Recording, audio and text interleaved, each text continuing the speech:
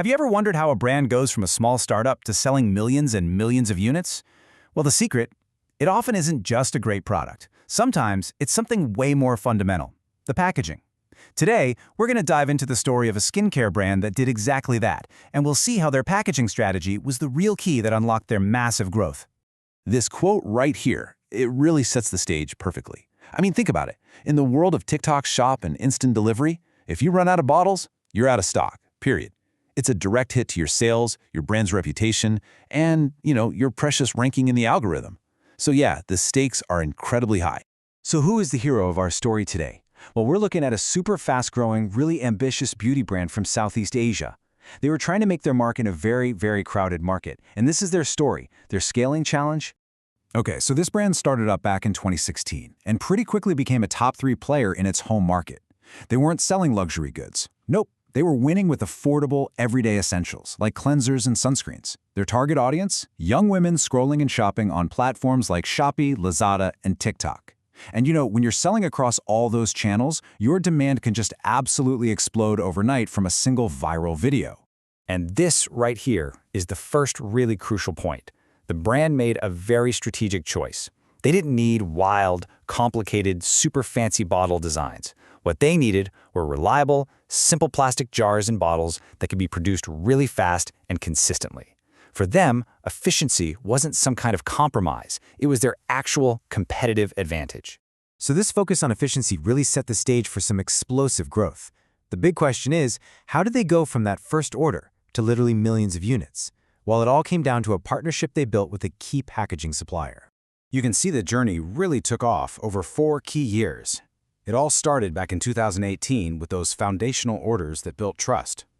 By 2019, they were already placing massive orders, and by 2022, wow, they had reached a truly staggering peak volume. And it all started right here, in 2018, with a single order for 200,000 dropper units. Now, this wasn't just a small test run. This was a serious commitment from the get-go. And more importantly, it was the beginning of a relationship that laid the groundwork for the massive scale-up that was just around the corner. And what came next was just a quantum leap. Only a year later, in early 2019, a single order for one type of cream jar hit 4 million units. No, that's not a typo. 4 million. It just shows you how ridiculously fast the brand was growing and the kind of scale their partner had to be ready to handle.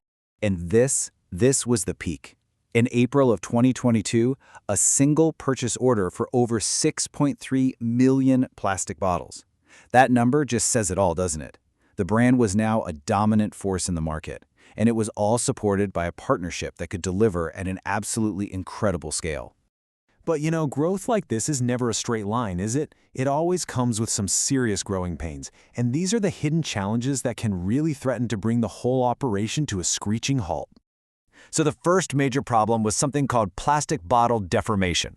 Okay, imagine millions of your perfect little plastic bottles all packed into a giant shipping container. During those long sea voyages, especially through hot climates, the heat inside that container can get so intense it actually warps the plastic. It makes the bottles totally unusable. Now, what's really important to understand here is this distinction. This wasn't a manufacturing defect. The bottles were made perfectly. The problem happened after they left the factory, out on the open sea.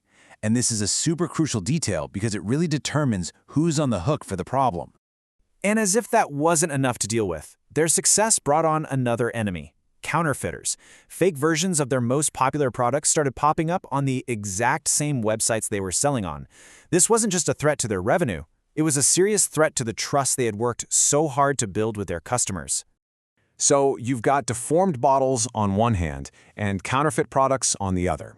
The brand was basically facing a full-blown crisis. And this is the moment where that partnership was truly put to the test. So let's see how they tackled these problems head-on, together. The supplier's response was built on 3 main pillars. First, price support. They shielded the brand from crazy raw material cost swings. Second, delivery support. They ramped up production whenever there was a sudden sales spike. And third, and this is the big one, after-sales support. They committed to replacing the bottles that were damaged during shipping, no questions asked. Now, to fight the counterfeiters, they came up with a really clever solution. They created custom molds that embedded the brand's logo directly onto the bottle caps. See, it's way harder and a lot more expensive for a counterfeiter to replicate a custom piece of plastic than it is to just print a fake sticker. This move turned the packaging itself into a tool for brand protection. Pretty smart, right? And that right there, that's what changed everything. By stepping up, by taking accountability when things went wrong, the supplier went from being just a vendor to being a true partner. And that's the difference between a simple transaction and a real strategic relationship. This whole journey offers some really powerful lessons for any brand that's trying to scale up. So let's break down the key takeaways from this story. All right, lesson number 1 is that simple can be incredibly strategic. By using standard, no-frills packaging, the brand got better pricing and way faster delivery times. For a mass-market brand where speed is literally everything, that kind of operational efficiency is a huge competitive edge. Second, you have got to plan ahead. Instead of just ordering stuff when they were about to run out, this brand planned its needs on a quarterly and even annual basis. Sharing those forecasts with their supplier created a stable, predictable relationship, and that led to better pricing and a much, much lower risk of running out of stock. Lesson 3 is maybe the most important one of all. You know, a partner's true test isn't when things are going great. It's how they respond when things go wrong. The supplier's accountability on that whole defamation issue is what built the trust and loyalty that has kept this partnership strong for years. And finally, lesson 4, think about customization as a form of protection. Those custom logo molds weren't just about looking cool or being fancy. No, they were a cost-effective shield against counterfeiters, protecting both the brand's money and the trust of its customers. So we can see the entire journey laid out here pretty clearly.